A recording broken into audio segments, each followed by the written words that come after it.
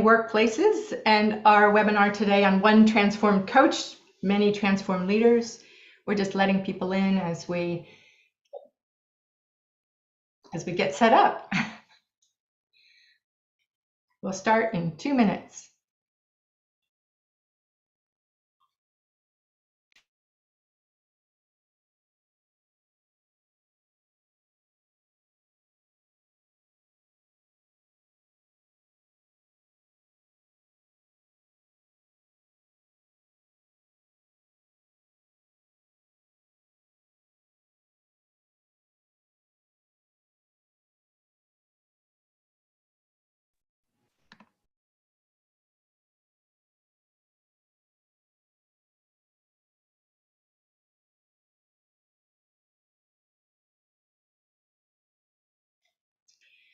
Welcome everyone who just arrived. We'll be starting in 1 minute with One Transformed Coach, Many Transformed Leaders. We'll be back in a minute.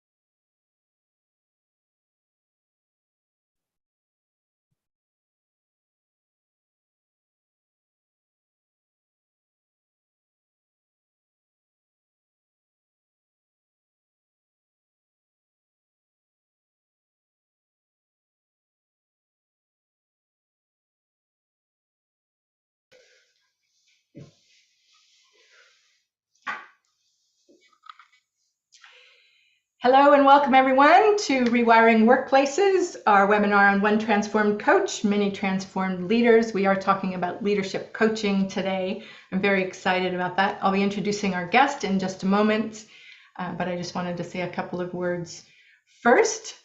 We are Shook Svensson, and we offer this series of Rewiring Workplaces webinars about once a month.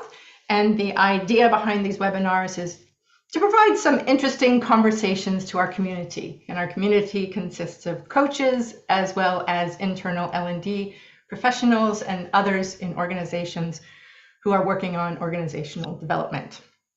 So whether that's external people working with leaders or internal people working with leaders, we're targeting all of those people and are just aiming to provide some interesting conversations and helpful tips. So Rewiring Workplaces, that's what the series is, and Shook Svensson, we are a consulting company who offers coach training and other modalities that support cultural transformation, including providing executive coaches, team coaching, and emotional intelligence training. So that's who we are. I would like to introduce our guest, Kenneth Low. And Kenneth Low is joining us from Singapore, and I'm so pleased, Kenneth, to have you here with us. I'd just like to get you a proper bio for our guests. Kenneth is a seasoned business executive with more than 30 years experience leading organizations across different industries, including DDI, where he is currently the managing director. His life has been greatly transformed by several executive coaches in his career, resulting in him wanting to devote the rest of his career to help others achieve breakthroughs in their personal and professional lives too. And I would just add to that Kenneth, you've been working in international organizations for most of that 30 years, I believe, and you have quite a broad experience. Before we jump in, Kenneth, let me just say a couple words to our audience. Please use the chat box. Let us know where you're calling from. Let us know your role. If you would share with each other, feel free to keep the chat box going. We do request that you write comments and questions in there. We'll have a Q&A time towards the end of the webinar. And if you would keep your mute buttons on, for most of this until the Q&A session, but feel free in that time to raise your virtual or your digital hand, and we'll have you come on and ask questions, or if you're posting questions in the chat box, we'll address those when we can. Here we go. Ken, what else would you like to say about yourself? And let me just make sure to our background tech host that we are spotlighted. Or yes. You are, okay. Great. Yeah. Well, thanks, Laurie, for the introduction. I thought it sounded familiar, as somebody I knew. Yeah, so as Laurie mentioned, I'm now the Managing Director for DDI in Singapore. We are a global HR leadership consulting organization. We've been around for the last 50 over years. You know, Laurie, this is like the dream job in my life. Every day I get to work with leaders, I get to work with consultants and coaches, all about this passion that I have, you know, helping leaders achieve breakthroughs in their professional life as well as their personal lives. And why is it important to me? Because my life has been greatly transformed as a professional, as a leader, and as well as a father, as a husband. And you know, I find this much more meaningful than all the business I have led. And so I really enjoy my life now, helping others with their journey. Fantastic. And we get to hear about parts of your journey. So for the audience, if you'd like just a little heads up of where we're going to be, Kenneth's going to be sharing with us some of the highlights of different phases of his journey, starting from when you were an executive and received some coaching. Will you tell us a little bit about that time?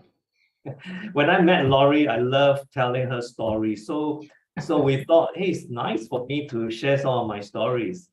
For me, those stories really transformed my life. You know, I was really blessed to have started my career with HP. And HP is one company who, even today, believe in developing all their leaders right from the onset of their career. So I had my first executive coaching experience very early, around my early 30s, where I started to realize that, you know, performance is not all about tasks and tasks and more tasks. And I started to realize, hey, there's a people element in it, you know, and I didn't really get much of it at first until my second job, where I was the vice president, then a airline reservation company. I shouldn't tell you the name, but they are a oligopoly. So they control all the airline reservation systems in the world. I think I know who they are. You know who they are, yes. And so, you know, these hotshot HP executives joining this smaller size organization. And I told my CEO that, look, we got to fire all these people. You know, they are just not competent. You know, they are just not right for the job. So, wow. So you know, like many so-called young, aggressive, arrogant executives, I was full of blind spots. You were full of blind spots, okay? Fortunately, this CEO, who is also a fellow Englishman, he didn't listen to me. He said, well, Kenneth, why not you go for some executive coaching? So I said, why not? What can he do to me? Well, it turns out my experience with this coach lasted almost 9 months. Okay. And that was my first transformation. You know, he really practiced a technique that I didn't know it worked. He didn't tell me anything. All he did was he asked me questions and more questions and more questions. You know, but with each question he asked, you know, it just got me thinking more and more, right? Yeah. And you know, if I were to cut the long story short, I realized at the end, the problem was not with my team, it was with me. What a huge realization for this young guy who is so full of himself, as you described. Full of myself, yes. I realized that my leadership skills were very narrow. All I could work with were people who are competent, motivated, smart, And then what happens to the rest where, they are slightly not as competent? Yeah. But bear in mind, the business was a oligopoly. Yeah. The money printing business, you don't really need to compete that much. It's more a securing the existing business. So I didn't realize that. But boy, once I discover and raise my awareness, there's no need to tell me anymore. I started to develop my own leadership skills. I started to learn how to manage people who are not motivated. I started to look at, okay, how can I help them grow rather than criticize that they cannot perform? But you know what? As a result of that, my leadership skill expanded so much. Today, I can say I'm confident to lead, manage any kind of employees or staff in my team, all thanks to this coach. So I'm really hearing that questions are key, and trusting as the recipient of coaching, like really trusting the questions and being able to engage with them is absolutely essential. And then that self-awareness is what creates the transformation. Yes, and I must say, great patience by the coach. Yeah, such change to a so-called successful executive is not easy. So I give credit to this Australian coach who was very patient in listening and trying to help me discover my blind spots. Yeah. And that was the beginning of transformation. Somebody asked me, when does transformation start? Transformation starts when you become aware. Yeah. So that awareness, as one of my coach tells me, is 50% of the problem solved. Yeah. Why only 50%? Because you have not developed new behaviors yet. But you knew something is wrong. But somehow you haven't figured out how to get the behavioral parts. So that's why I was very interested after that to learn coaching skills. And I'm curious if there are any particular questions that you remember that really opened your eyes or had you really look hard within or find one of those blind spots. I know it's a long time ago and it's a big question, but do you remember any of them? Any particular questions? Well, let me tell you, there are many good questions that they can ask. But one question that is particularly tough and always gets me is, what else? So after all the sharing, you thought you have shared enough. So this coach is very smart. He asked me, what else? I have to start thinking again, right? Yeah. So as I start to think deeper, that's where my realization starts to get even more profound. And he doesn't stop there. He asks, what else and what else? So years later, now as I practice my own coaching, I found this very simple technique, to fellow coaches around here. Such very thought-provoking question like what else can do wonders to your coach. Yeah. Somebody was asking me the other day in it was a little coach training session. What do I do when my coachee just goes on and on and on with a story? And that would have been a better response, whatever it was I said, I don't remember. But what a great response to that is just, what else? Okay. Yeah. Because I think coachees will talk, will tell the story thinking, oh, here's my story, here now, fix me or tell me. And that's not what we want as coaches, of course. But I think that question, what else, is miraculous, really. Well, I will share more about other techniques as I tell more of my stories. Yeah. But let me tell you what happened then as well. I was then in my early 40s. So I told myself that, wow, this is such a powerful and meaningful job. Yeah. And I've decided at that time that at some point in my life, I want to be in this position. I want to be influencing, helping others achieve their breakthrough as a coach. So the seed was planted. Yeah.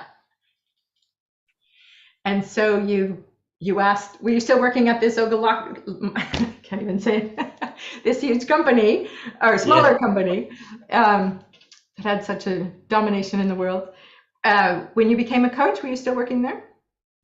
No, so what happened after that? I started to build on my coaching knowledge. The first coaching method I learned was neuroscience, brain-based coaching, which Right. I found really powerful. Yeah.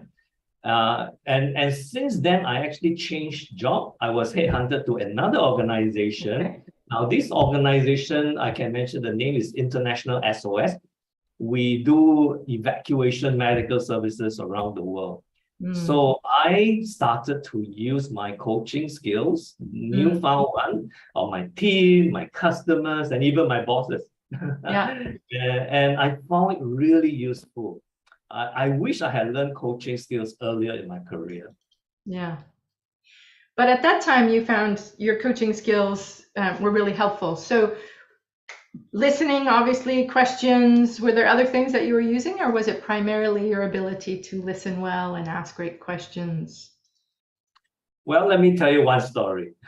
One of my account manager, he used to make a lot of mistakes in his contracts.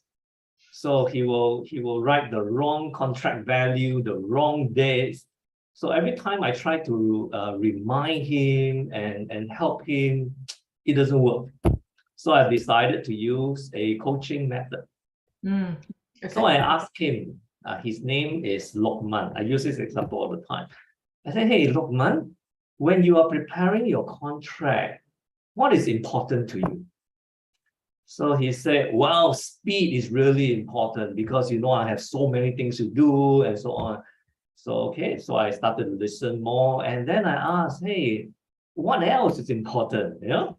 And magic question. I love to ask what else. And then he started to say, oh, quality is also important.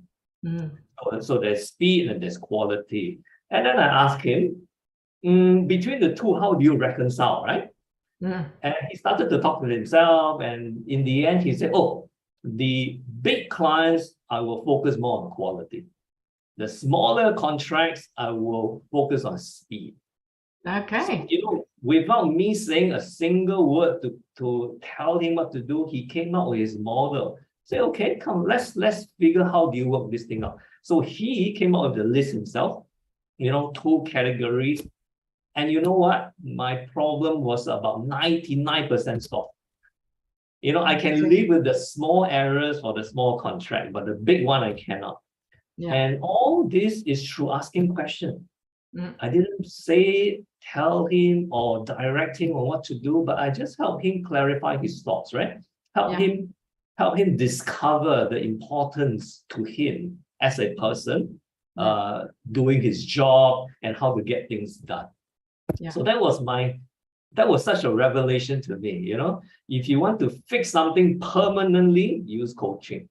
If you want to fix something in a short term, you can go ahead and tell somebody. Yeah. Yeah. Absolutely. It's so much more sustainable, isn't it? If people have self-realization of the situation and they come up with their own solutions. Yeah. So very powerful technique. So I then learned another technique, Laurie. I'm such a geek when it comes to coaching methodology. Let's go. So I started to learn what is called solutions-focused coaching. Solutions-focused coaching. Okay. Yeah, solution-focused coaching. So I use it on my client. I remember one of this trip, I was in the US. And so he called me. I remember his name was Dr. Simon. So he said, well, he was trying to sound very calm. He said, well, Kenneth, I'm afraid I am not going to renew the contract. With you as coach? With your company? No, I was then running a business. Right? Got it. Okay. Got it. Business. So then, you know what somebody will typically do? You will ask him why, right? No, not me. So I asked him, I said, well, Dr. Simon, what can I do to continue our relationship? So he was a bit stunned because he was prepared to give me all the reasons why he's not going to continue. So he started to say, well, maybe, the moment he starts to have maybe, there is another perspective that I can start to enter. Yes. Well, maybe you can do this, maybe you can do that. So you guess what? The path of our conversation become very productive. Yeah, Yeah. it becomes very energizing because we are creating possibilities rather than trying to drill down to the root cause. Right. Shifting from problem focus to solution focus. Solution focus. Yeah, And to possibility. Again, to cut a long story short, we signed another 3-year contract within 2 weeks. And the conversation was relatively short and just based on a few beautiful questions. Yeah, so I wanted to share, I always share this example with people I meet, that coaching conversations are not just for leadership. It can be used in all kinds of situations to forward the agenda, right? Yeah. Which is what we're trying to do as a coach. We want to help people get unstuck and forward the agenda. And so we can use this in sales, in counseling, in performance management, all for the purpose of forwarding the agenda. Yeah. So, so it works. Yeah, clearly. I'm just thinking about, as you're talking about solutions focused and possibility focused, I'm just thinking about how, as human beings and given the brain we have, we tend to go for the problem. We have these error detectors that focus us in on the problem, and then we want to fix the problem. And I'm just reflecting that some of that transformation really is about overcoming some of our human tendencies to fix. Would you agree? Would you talk about that in your own view? Yeah, I was very interested in my own psychometric assessment. So I knew where my blind spots were. And you know what? I thought nobody knew. I thought that nobody knew I was passive aggressive. Oh. But guess what? Is our behavior comes out, right? Yeah. And I was also a very reserved person. I was an engineer by training. So whatever is coming into me, I spend too much time processing it, but not knowing that I have projected a very arrogant and aloof personality. Okay. So my coach actually helped me just address these two cognitive bias that I have. Yeah. And by realizing it, it caused me to be I would suggest, a very different person just by being aware. Just by being aware. And since you mentioned the brain, Laurie, I'm a big fan of brain-based neuroscience coaching. I want to tell you another story. Okay. When COVID happens, everybody gets locked down. We work from home. And I was then in another company where they were asking, how do you then manage your people, right? They're all stuck at home, looking at the screen.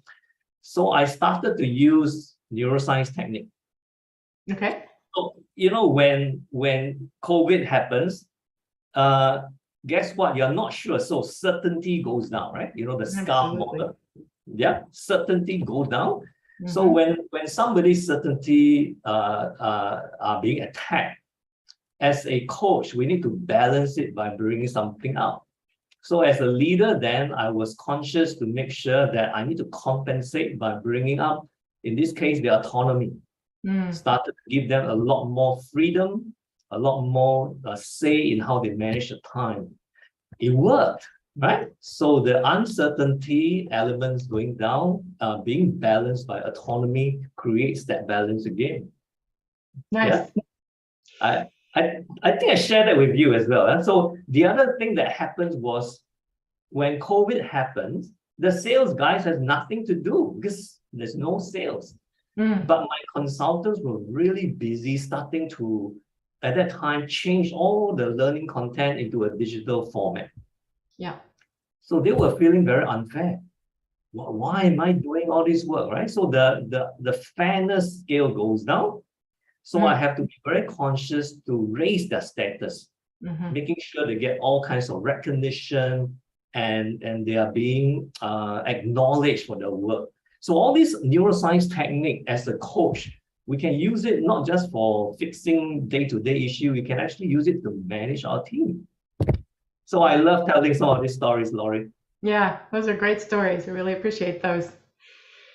Belonging is another one of those human needs that can balance out, when unfairness goes down and certainty goes down. I'm curious if you've used that as well, as like bringing people together and giving them a sense of belonging. We are in this together and we're one team. Something like that. Is that a place you go as well? Yes. So like relatedness goes down because they don't see each other face to face. So what I have to do is to balance that with more certainty. So just by having more cadence of shorter meetings, somehow will create more of those balance. So whatever small techniques I feel is up to the leaders to really experiment with it. So for me, I love to experiment with my team at that time until the next stage in my career where I decided that, well, I wanted to set up my own practice. Yeah. I so give my an independent executive. Yeah. Tell us. I give my then manager, the CEO of this company, International SOS, 1 year's notice. I said, look, I'm going to set up my own practice, but I want to make sure I do a nice transition. And you know what? He became my first customer. Yeah. So nice to have those built-in customers, isn't it? Yeah, I They clearly trusted you. Yeah, I realized that if you treat everybody like how you want to be treated, you will get the respect, right? So I started to kick off my executive coaching practice actually with my own company. And that was, Laurie, one of the most satisfying job I've had, because now I get to work with leaders. You know, I switched to this side of the fence. Right. I now work with leaders who are on the rat race, so to say. Right? So I started to see their blind spots where I was, and you know, is seeing them in running through the treadmill. I wish I can get them off and make discovery as early as they can in their career. So that was what motivated me to really work with coaches and leaders. Yeah. Now coaching skills are coaching skills, but there's a big difference, I find, especially when training leaders who are using coaching skills, big difference between that and just being an independent coach where you have no agenda at all. You're not responsible. You're not this person's manager. It's, I think it feels easier, but talk to us about that. What's the difference between using coaching skills as a leader and being an external leadership coach? So when you are an external leader or coach, you start to view things quite differently, right? Because now you are viewing as an observer. So it's more difficult. It's more difficult to gain awareness than to help somebody gain awareness. Yeah, just like how the coach helped me transform. My job then was to help people transform, and it's very difficult. Yeah, I had, and most of the time, I must say, when they send this executive for coaching, they are not easy. Yeah, and the more senior they are, the more irrational are their thoughts. You know, yeah, that's what I would call it. One of these case was it was a fairly senior manager. He was then the deputy GM. The president asked me to coach him, and I knew why. After the first meeting, because he was almost shouting at his team, and it was all about, you know, criticizing, complaining, lots of negative thoughts. Yeah. So as a coach, what do is I cannot tell him, because it will be of no use, because I knew I was in that position somewhat. I recall I used this technique called the defense attorney technique. Say it again, the defense attorney. Defense attorney, okay. Yeah. So he was complaining to me over one of the staff. Oh, he's lousy, he's not trustworthy, and so on, you know. So I say, hey, so and so, if you are defending this guy, how would you defend him? You know? I say, what could possibly be reasons for him to react this way? So he started to think, well, maybe he is this. What else? So he started to think out of the box, right? He started to list down. And then as he started to list more and more, he realized he was very biased. Yeah, he wasn't looking at things from the other person's perspective. Yeah. And that exercise really was the start. It was the start. In fact, I wrote down the words he said. He said, "You mean I have been spending all this time doubting and worrying for nothing?" Mm. So he said that, wow, when somebody said that, it is the start to a transformation. Absolutely. So he said, well, tell me, what can I do, right? Mm. So then I first of all help him discover and build up this technique to always consider a third alternative, a second alternative. And over time, let me tell you, he becomes a much more balanced leader. Yeah. So Again, much self-awareness, so, huh? yeah, all because of awareness. So that was the first step. Later on, I started to help him develop new behaviors. Mm. Yeah. So there are techniques to develop new behaviors, which then will help him in his career. Now, one part that was really heartwarming for me was he actually wrote me, I think a few months ago, not too long ago. He was having tremendous difficulty with his son. Mm. Imagine somebody who brings this highly directive approach home, ordering the son what to do. Yeah. Well, it's easy to imagine this teenage son will not want to talk to him. Yeah. It might be a little rebellious. Yeah, no. So I must say, so that was a few years ago when I coached him, maybe 5 years ago. He told me now, wow, he has a great relationship with the son. And for this, he was so grateful, not just because of his career, but also for his personal life. Yeah. Yeah. So I'm glad that I didn't just help him with his job, but also I helped influence his family as well. Yeah. Well, and I know that you also have found great use of coaching skills as a father, and we want to go there. But before we do, I just have a couple of other questions for you about recommendations for, since you've been in all these different roles. So being the leader who's being coached, being the leader who coaches others, and then being an external coach who coaches leaders.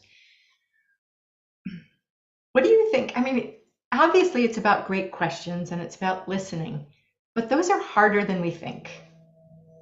I mean, just asking that simple question, what else? It takes wisdom to know when to ask such a question. And it takes wisdom and presence and patience, as you've said, to know when to ask what kind of questions or where to point people. What are some of your recommendations? Hope that this isn't putting you on the spot, but I'm sure you have some, for developing that kind of presence as a coach. So I like the word you chose, presence. So one of my coach asked me, hey, what are you, a human being or a human doing? Because we're always doing stuff, right? We're doing this, we're doing that. So he helps me discover that, hey, we are all human beings. So what are we projecting? What is Kenneth appearing today in this webinar, right? Is more important than what I say or what I behave. So I started to reflect on this, and I thought, wow, that is such a powerful concept, that before you even start to listen, you start to be the person that you want to show up in that meeting. What kind of person is going to show up at that meeting? Yeah. Now, that was my first step. We actually practice a lot of that, just trying to visualize and prepare which Kenneth is going to show up in this meeting. Which Kenneth is going to show up in this meeting? What a great question. Once you have the right being, I would say another large chunk of the problem is going to be solved. Have you had that situation where you need to go for an important meeting? And then you start to write down what are the things I want to say and so on, right? Yeah. And it's actually useless if you go there and start behaving badly. Or on autopilot. There have been a couple of situations where I've gone to a meeting, perhaps I was a little intimidated by who was there, and I know it just takes me into this the worst, maybe not worst version, but a not great version of myself. And I can feel very, small. Yeah, That's because I exactly. hadn't been working on who do I need to show up as? How do I need to show up? Which Lori is going to show up? Yeah, so exactly. So you sort of go into an autopilot mode, which is not the right thing to do. So Yeah. Laurie, if you ask me, one of the things that I try very hard to practice, even today, before I come for this webinar, before I decided what I want to say, I need to ask myself, what kind of person am I going to be at this webinar? Mm. And if you practice that consciously, every engagement you go to, I can assure you that conversation is going to be extraordinary. Yeah. Yeah, that's number one. Number two, I must say that the longer you stay in the executive position, the more unlearning you need to do. It's very unfortunate that we in a corporate position has a lot of bad habits, right, that we have built up over the years. So it took me a while to unlearn. So the unlearning was painful. But once I discovered the power of listening, well, I just love listening to what people talk these days. So it's a bit of unlearning, but also being attracted to what does listening do? What does it bring to you? So for those of you who doesn't like to listen, let me tell you, it's something that you will enjoy once you start to listen deeply into what is happening in their head. What is he thinking? What is important to him? What is he feeling? You can actually form a whole lot of a better picture of that person and situation. Yeah. And I love those questions because it pulls our attention away from the story. We get so caught up in our human love for stories and the situation and what happened then and who's doing what and what are the dynamics and where's the drama. It's so easy to get caught up in that story. But what you just pointed to is, what's he thinking? What's she feeling? What's going on over here in the person? Which for me is a really important shift. Yeah.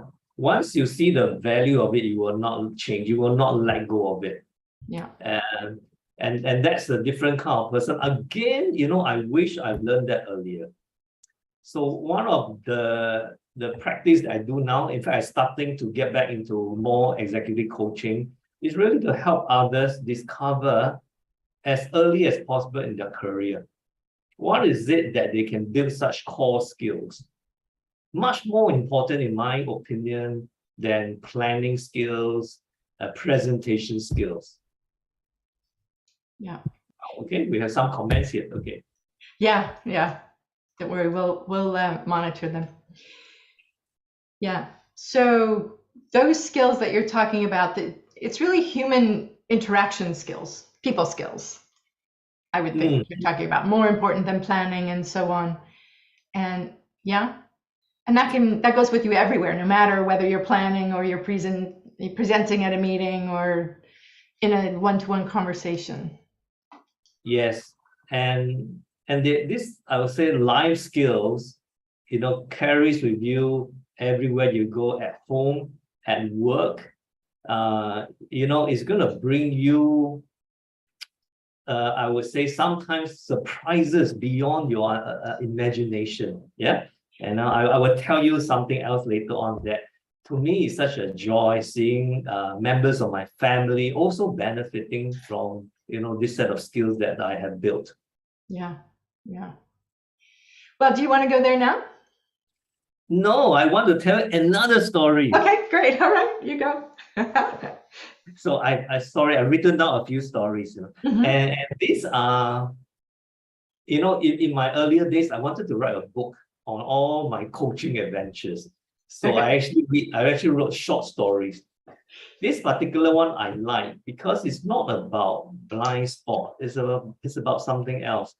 I was coaching this gentleman who is, in the president's opinion, outstanding. Really, I've seen his profile, highly competent, presentation skills wise is good, his communications, the whole demeanor is excellent. But he likes to work in the background. He doesn't like visibility.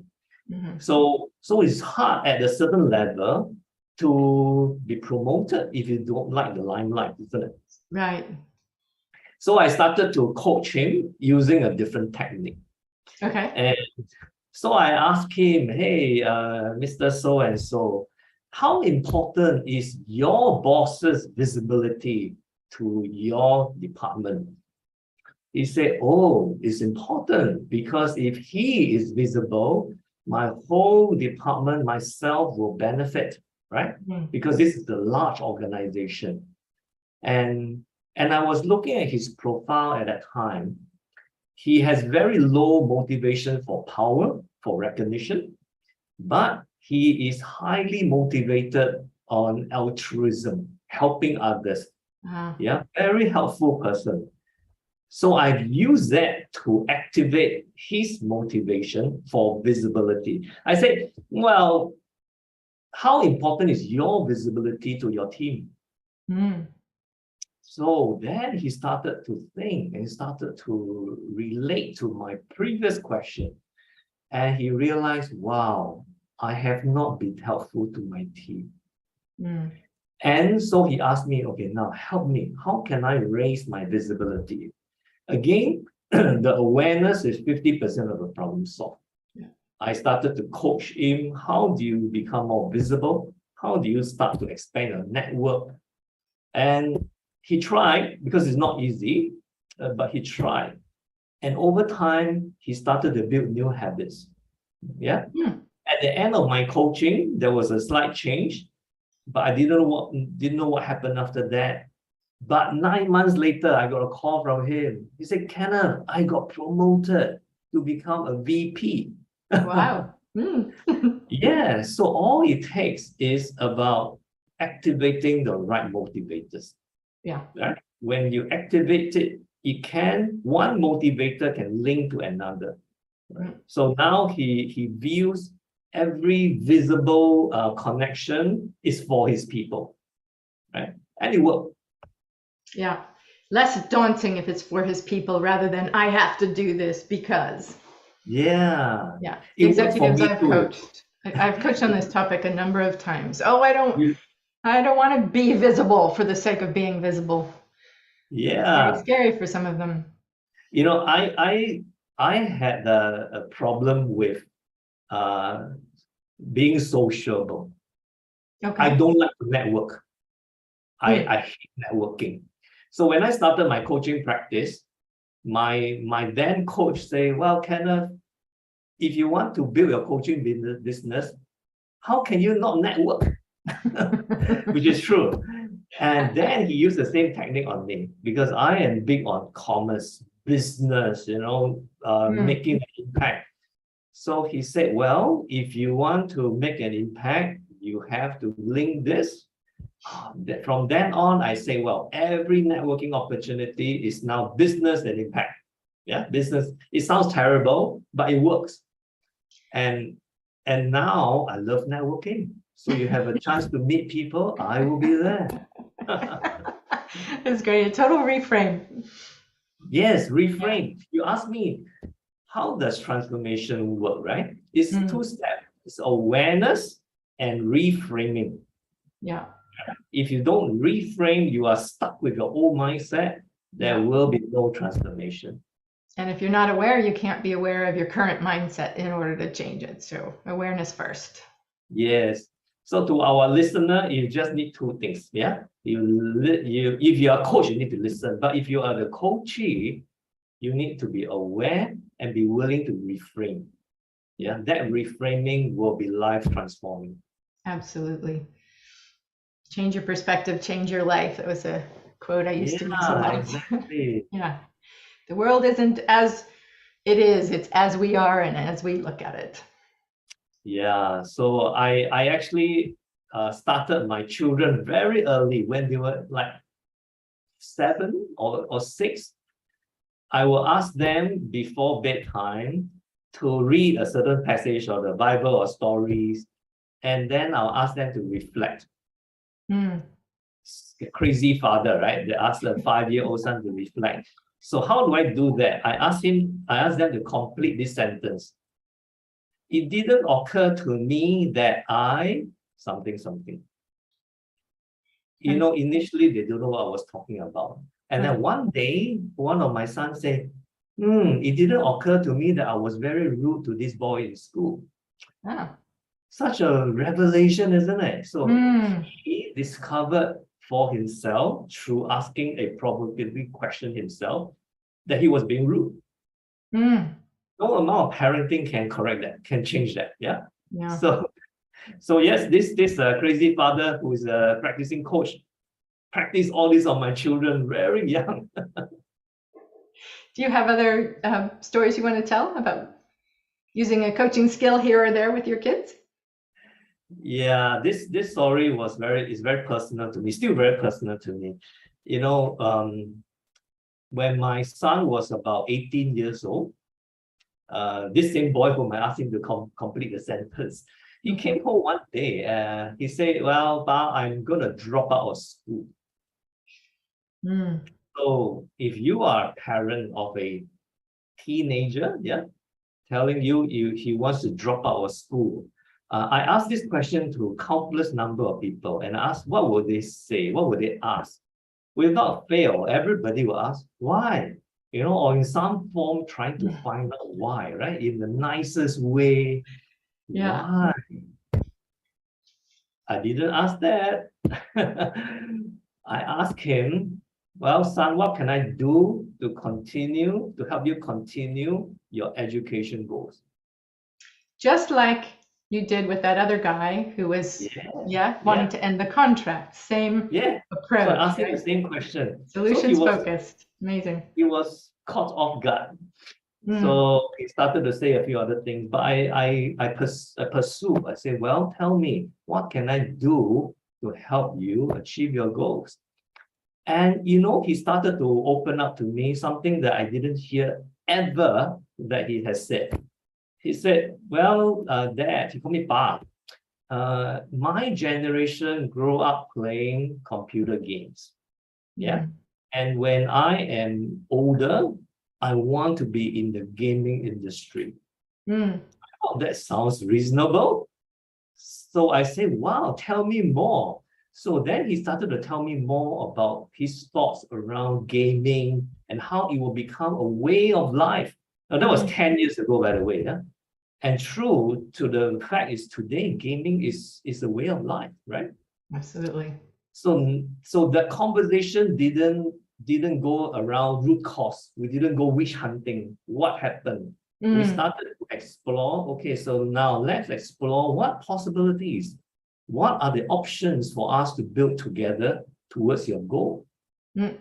So we did. We found a IB, International Baccalaureate program, where he started to enjoy studying again. And a few years later, he said, I want to join this university called DigiPen.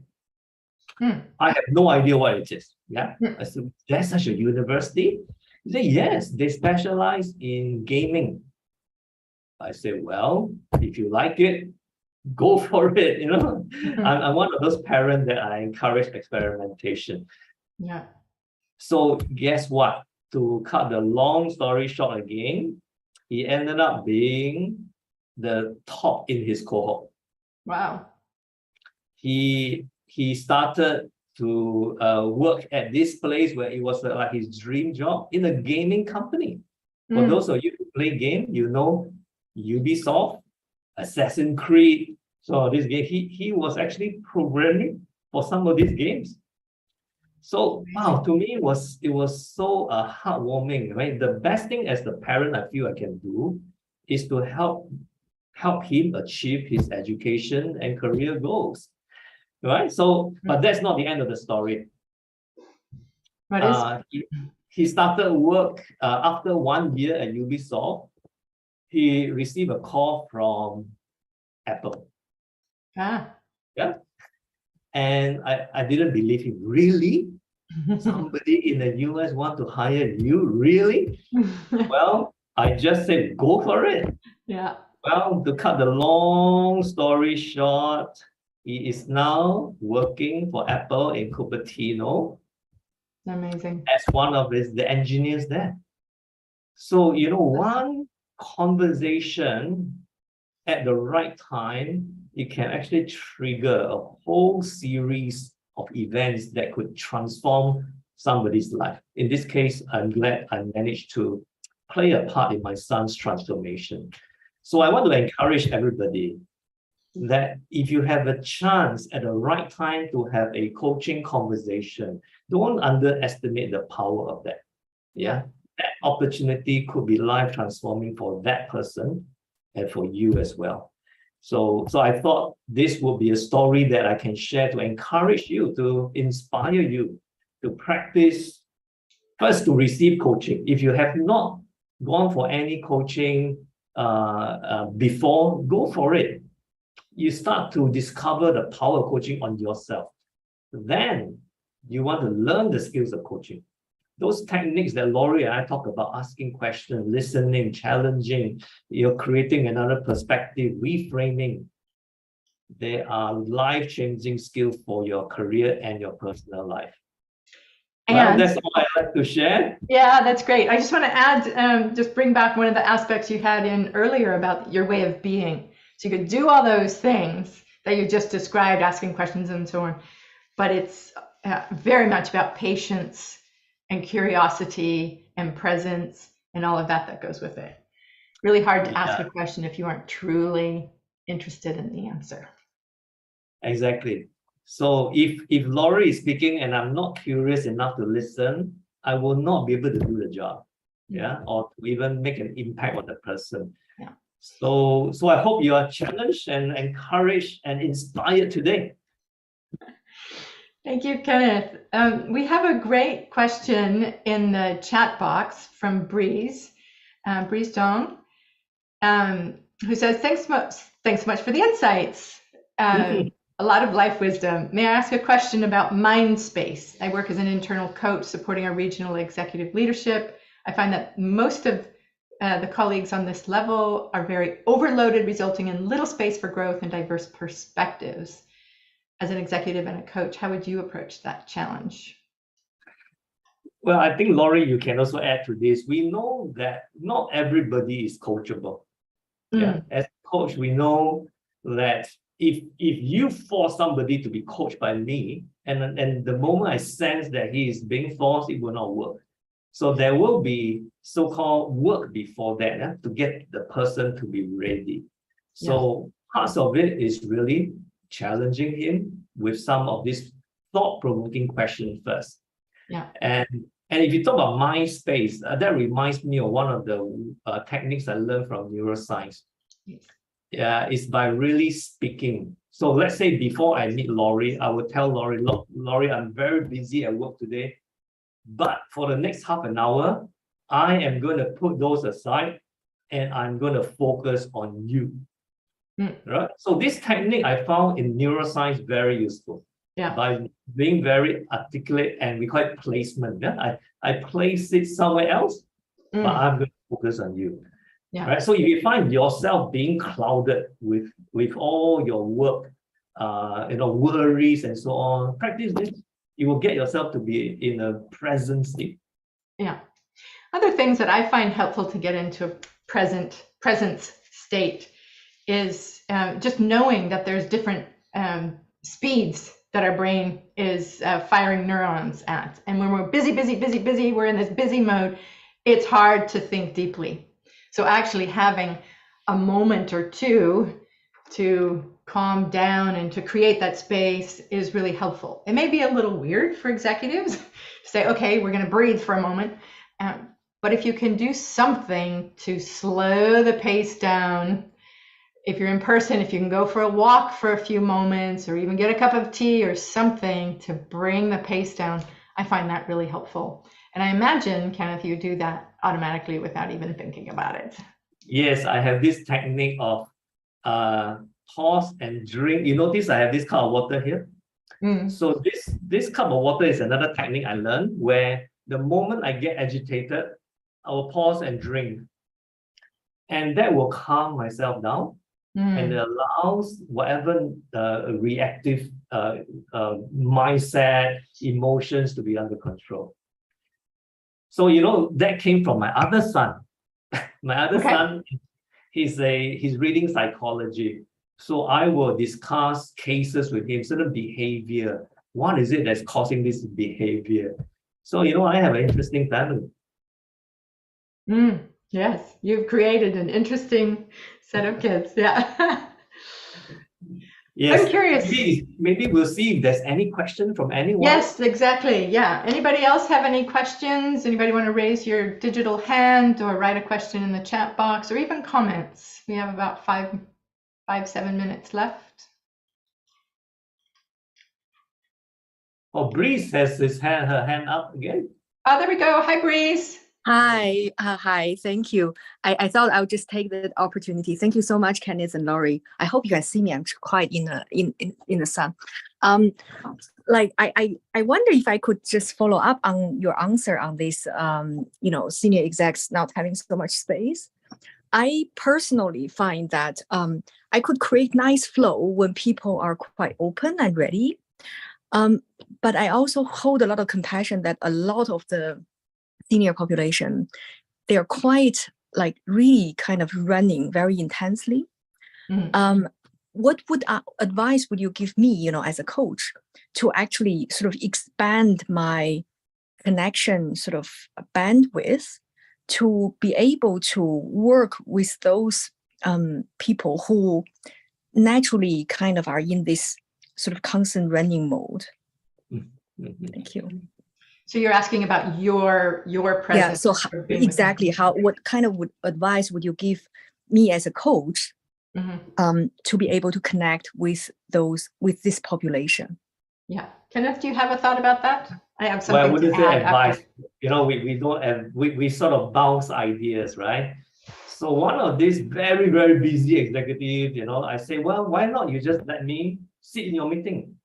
I will just be a wallflower and I'll observe.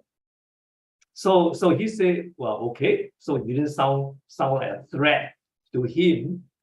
So I actually just sat there for 1 hour. But by me being present there has an effect. Yeah. So that effect was very powerful because after that he was very curious. Tell me, how did I do? So from somebody who is not interested, and now he became interested and started to want to have a conversation. So sometimes you don't have to initiate a conversation. You just say, would you mind me sitting here and observe? Yeah. So that's one technique I use. Maybe Laurie, you can share some.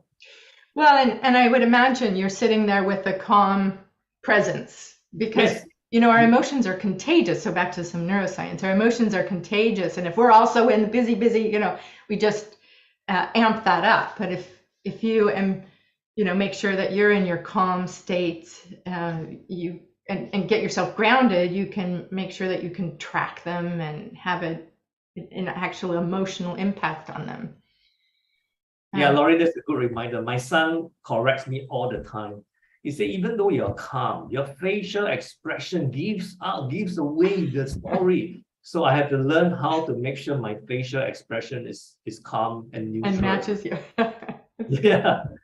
So I hope that helps. Breeze, there's no right or wrong answer. So I love this bouncing of ideas with fellow coaches. Thank you, Kenneth. Thank you. Another thought I had, Breeze, just to throw it out there, is just picking up on something that's Ken was saying earlier around awareness. Just asking or stating, I notice that you're very busy, or you've said you're very busy. What's the impact? What's the impact on you? And maybe even that sentence thing of, I wasn't aware that I was, or I wasn't. How does it go, Kenneth, that you did with your son? It didn't occur to me that I still do that. I practice on some of my coaching. Finish this sentence. Because they are fond of doing. It didn't occur to me that they are I said, no, it's not about them, it's about you. So then they started to think deeper. Oh, it's me that I should reflect on. Yeah. Helpful, Breeze? Yes, very much. Thank you. And really appreciate your sort of bouncing ideas and insights. And the neuroscience part for sure. I'll apply as well. Thank you. Great. Thanks for coming. Curious if anybody else has a question or comments. We have just 2 minutes left, actually. We do. Oh, Mubarak has a hand Yeah, up. good evening. Hi, good evening. Good evening to all. I'm Mubarak Ali from India. Thanks for your extending my sincere thanks to organize this question to Kelly as well as to Lori ma'am. Who is a communicator that you admire and why? And thanks for the opportunity. It was a little bit scratchy, but I think Mubarak asked who's a communicator that you admire and why. So maybe that could be our closing question for you, Kenneth. Well, there are many people whom I learn bits and pieces from. But being a Singaporean, I am a great admirer of our ex-Prime Minister, Mr. Lee Kuan Yew. Mm. There are certain techniques that he communicates which are really too aggressive in my opinion. But there's this practice that he practiced and I really learned a lot. You notice during my talk, I will have pauses. Mm. I will talk and then I will have a deliberate long pause. And that's what I learned from Mr. Lee Kuan Yew. Every time we pause, and as a coach, that's what we want. We want that person to think and react and reflect, right? So I start to incorporate a lot of these pauses in my communication, not just in presentation, but even in one-to-one conversation, I will do that. Yeah. And Nice. let me tell you, as a coach, you must be very comfortable with silence, long silence, right? Absolutely. One of the prime coaching skills, get comfortable with silence. Yeah, you just keep quiet. If they don't want to talk, would you like me to repeat the question? So don't jump into giving an answer for them. Yeah. So among the coaches here, so be comfortable with long pauses, and that's how I practice as well. Amazing. Thank you, Kenneth, very much for being here. Thanks for the great conversation. Thank you, attendees, for being here and for coming to Rewiring Workplaces. Next month, we are having a webinar, 3 weeks from now, actually, on the power of digital learning. So we'll be looking at how digital learning is transforming organizations and how we can make it social learning as well. We have a question from Linda. Do we want to take a question from Linda? Oh, sure. Where is Linda? Hi. Hi. Okay, I'm Amanda. I think we've run out of time, so I think I put my digital hand up accidentally when I was trying to type into the chat. Okay. No worries. Linda was my trainer. So I learned a lot from Linda, So I'm glad you could join. Nice to meet you, Linda, Thank virtually. you. All right. Thanks, everyone. Thank you for being here. Yes. Thanks. I hope everybody have a nice coaching practice and success to everybody. Great. Thank you so much, Kenneth. Bye. Okay. Bye-bye.